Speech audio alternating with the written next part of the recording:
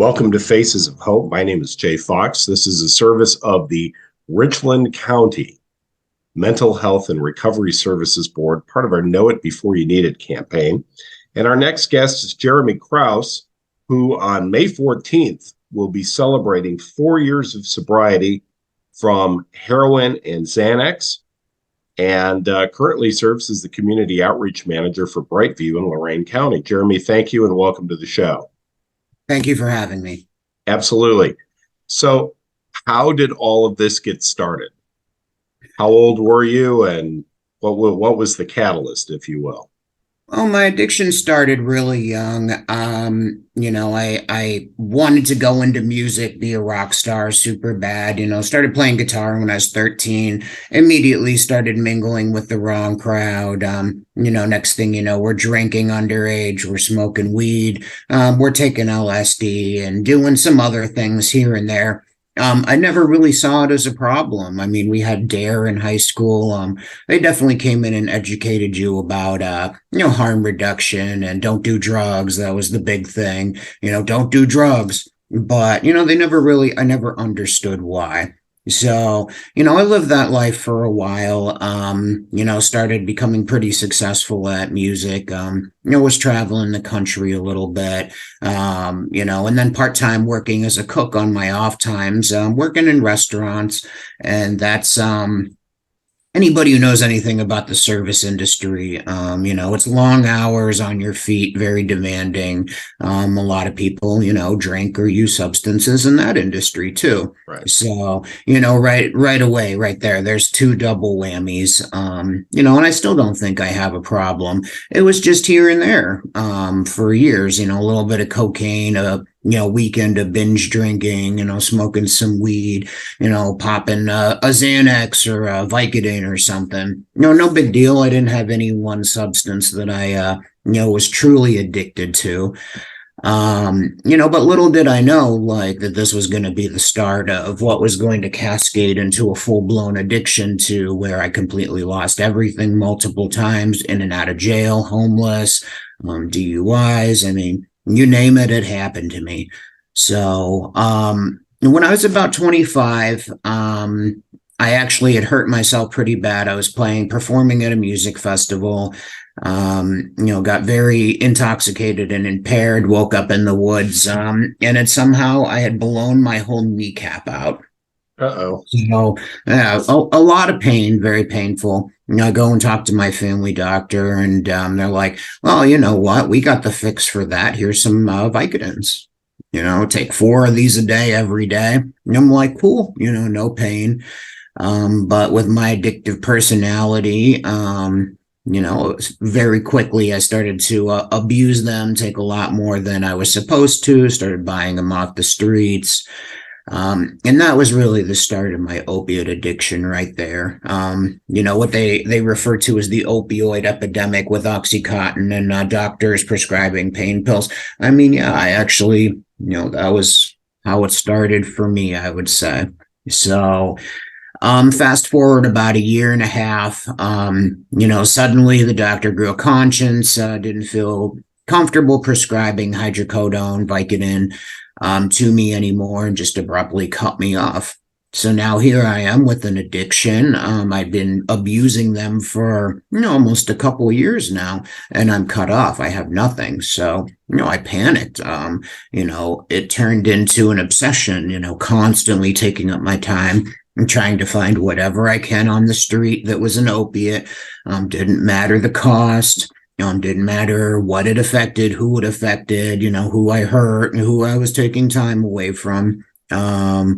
That was, my focus, my fixation, my addiction, my obsession. So, I mean, eventually, that was the first time I lost everything. So eventually it developed into a big thing. I'd lost my house, employment, lost, I was engaged to a girl, we were done. My family and friends had lost a lot of respect for me because I'd lied and stolen from a lot of them, owed a lot of them some money. So I decided I was going to sober up and get some help. So, Okay. in the midst of all of this addiction, I had also gotten a DUI. I picked up some theft charges, some other stuff. I'd never been in trouble before. I didn't really understand, the gravity of how much trouble I was really in and what was going to happen next. So I started to sober up, got employment back, got my housing stable again. And then all of the court stuff caught up to me. So now I'm trying to maintain sobriety. I'm in and out of jail. I'm losing jobs left and right because they're literally showing up to my job for a warrant. And, I'm in the middle of a shift, cooking. And they're cutting me right on the cook's line, dragging me out right in front of all of the patrons and customers and employees and everything, cuffed and thrown, multiple cop cars showing up to pick me up for a warrant. Super embarrassing, craziest experience I've ever had in my life. Lost a lot of respect to my family. So finally, once, fast forward a couple more years, once, all of the legal trouble was over, there was no more probation. I wasn't in and out of jail. I had met a girl.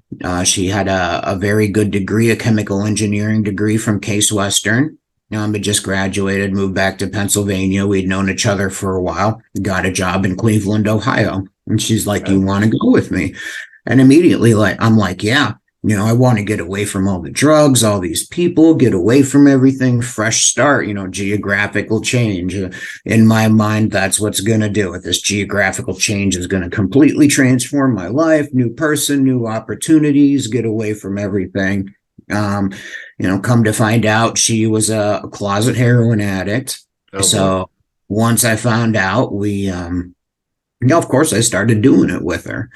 And that was when it really, really got bad. I didn't understand addiction until, heroin was involved. There was nothing I can do. I had lost control. I was powerless, back to the same running around, being homeless, losing jobs. It was just an awful, awful experience. And what happened to the girl during this time frame? So eventually she ended up leaving me for another guy. She had, one of the things that happens during especially heroin is there's a lot of character compromising that you do. And if you don't know what character compromising is, it's basically doing things you normally wouldn't do, but you've lost control of yourself, whether it's stealing or lying or prostituting yourself or doing whatever. There's a lot of things that could happen that are character compromising. So she started compromising her character. There was, prostituting that became involved and stripping and, had a great degree you'd never expect. Her family, raised her right.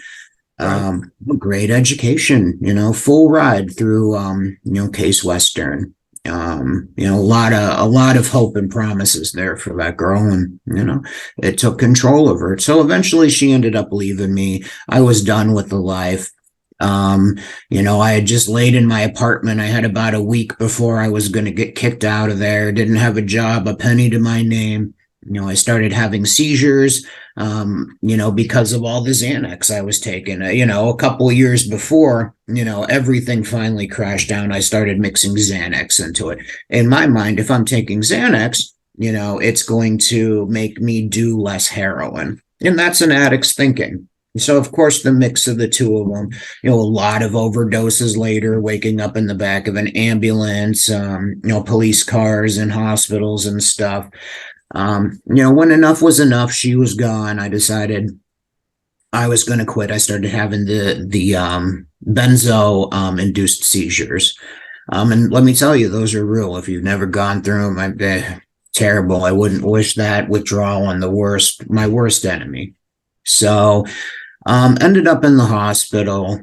A peer supporter came in to my room and started talking to me about recovery options. I didn't want to hear it. I'm like, no, I'm going to do my own thing. Sign me up for an outpatient program. I'll do Suboxone, whatever. I'm going to leave the hospital. I'll stay sober, get a job, even if it means staying at a homeless shelter, doing whatever, And in my mind, I thought this was a great plan. I could pull it off. I'd done it before. Okay. But something started to resonate with me. I mean, it started to make sense going to an inpatient program. getting away from everything. The healing is what I needed. Years of abuse. You don't break your legs and run a marathon a week later, That's right. and kind of what I was trying to do. I broke my back, broke my legs, all of the damage I did to my body. I was trying to go out and run a marathon and get right back at it. So finally, I landed in a place just by chance called the Alpha House in Oberlin. At the time they just had one house. I mean, now they have multiple houses in multiple counties.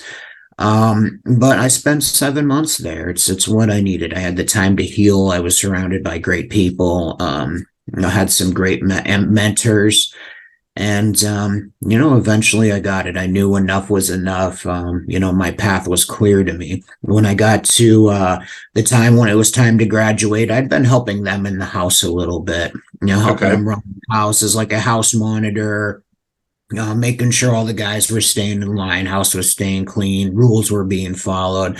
I started helping them in the office a little bit, and they really liked the work I was doing in the office. So that was my introduction to, where my life was going to take me now.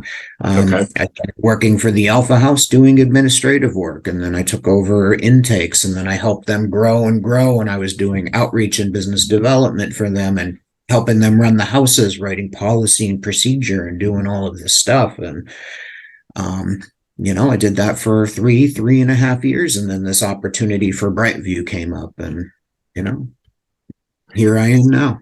So 4 years on May 14th.